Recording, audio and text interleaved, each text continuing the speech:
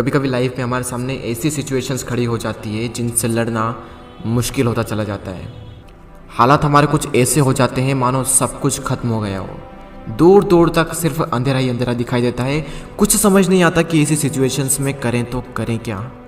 और कई बार तो ऐसी सिचुएशंस में क्विट करने का मन करता है। हालात चाहे तुम्हारे कैसे भी क्यों ना हो, एक बात तो तय है कि ये वक्त अभी गुजर जाएगा। चाहे अच्छा वक्त हो या फिर बुरा वक्त, गुजर जाएगा। लेकिन एक बात हमेशा याद रखना कि ज़िंदगी में कुछ भी कर गुजरने की अपॉर्चुनिटीज़ सिर्फ इसी वक्त में मिलती है, अगर उस सिचुएशन में क्विट ना किया जाए तो। क्योंकि विनर्स जो होते हैं वो कभी भी क्विट नहीं करते, और जो क्विट करते हैं वो कभी भी विनर्स नहीं बनते। आप क्या चाहते हैं, एक एवरेज लाइफ या फिर एक स्टैंडर्ड लाइफ? जब आप सड़क पर निकलो तो लोग आपको इग्नोर करें, या फिर जब आप सड़क पर निकलो तो हर इंसान की नज़र आप पर हो? क्या चाहते हैं आप, लोग आपसे ये कहें कि इंसान कुछ नहीं कर सकता, या फिर ये कहें कि ये बंदा कुछ ना कुछ करके दिखाएगा, ये बंदा कुछ चेंजेस ला के दिखाएगा? लेकिन कैसे करेगा? क्विट करके। मर जाना लेकिन क्विट मत करना। चाहे परिस्थिति कितनी भी विपरीत क्यों ना हो, कभी भी क्विट मत करना। आपका समय आज बुरा है, कल और बुरा होगा, लेकिन परसों आपकी जीत होगी। लेकिन सिर्फ शर्त इतनी सी है कि आप उस सिचुएशन में टिके रहो और क्विट ना करो। ये प्रकृति चाहती है कि हम इन परिस्थितियों से लड़े, संघर्ष करें, ताकि हम और मजबूत बन सके। क्योंकि ये परिस्थितियां आती है हमें मजबूत बनाने के लिए, ना कि हमें कमजोर बनाने के लिए। ये प्रकृति चाहती है कि आप और कामयाब बने, इसलिए आपके साथ कुछ न कुछ बुरा होता रहता है। और ना सिर्फ आपके साथ, बल्कि इस दुनिया में मौजूद हर इंसान के साथ हर समय कुछ न कुछ बुरा होता रहता है। ये प्रकृति का नियम है, हम इसमें कुछ नहीं कर सकते। हमारा क्या कर्तव्य है? हमें सिर्फ इतना सा करना है कि टिके रहना है, चाहे परिस्थिति कैसी भी हो। मैं आपको एक छोटी सी कहानी बताता हूँ। एक बार एक बायोलॉजी के टीचर अपने स्टूडेंट्स को एक तितली के बारे में बता रहे थे, और उन्हें वे ये प्रैक्टिकली दिखा रहे थे कि खोल में से तितली कैसे निकलती है।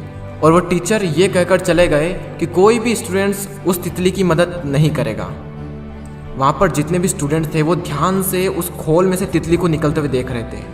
तभी एक स्टूडेंट को उस पर दया आ गई, और उसने उस तितली की मदद की उस खोल से बाहर निकलने में, और सफलतापूर्वक वो तितली उससे बाहर निकल गई।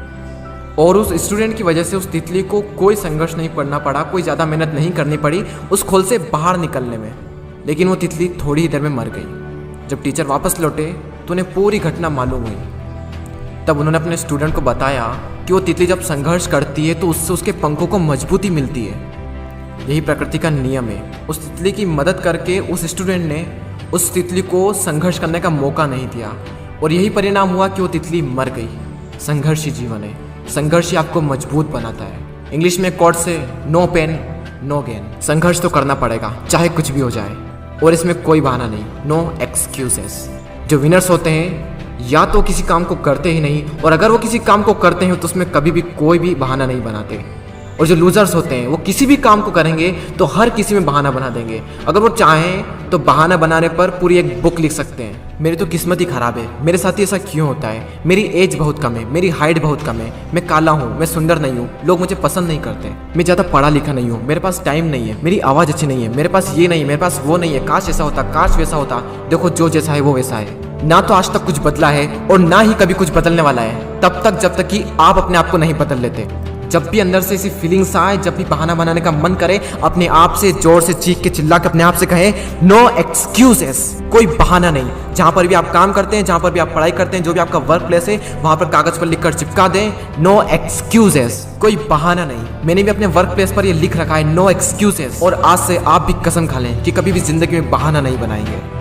आज आप लोग भी कमेंट में लिख कर जाएं नो एक्सक्यूजेस, ताकि मुझे पता चले कि कितने लोगों ने इस वीडियो को पूरा देखा। मैं आपसे मिलूंगा अगले वीडियो में। जय हिंद, जय भारत।